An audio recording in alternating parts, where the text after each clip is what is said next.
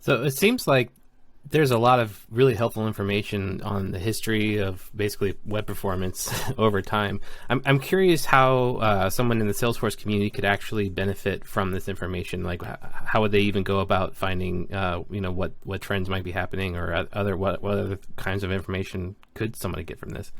Yeah, so I think the community provides some dashboard built on the Google Data Studio, which are self-service, and we can put a link in the podcast description where you can compare the Core Web Vital for Salesforce Commerce Cloud with other enterprise platforms like SAP, Oracle, HCL, or for that matter with Shopify, Wix, or BigCommerce if you wanted to, right? And see how the origins on a particular platform compare to the other platform, right? And you can break this down at country level, so you can see is so a lot of people see actually, right? Then is Shopify the most performing platform in India, or is there a local player out there?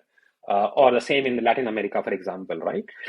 Because certain platforms may have a focus in certain geographies and things like that. So that's a very basic thing you can do, and then you can go deeper.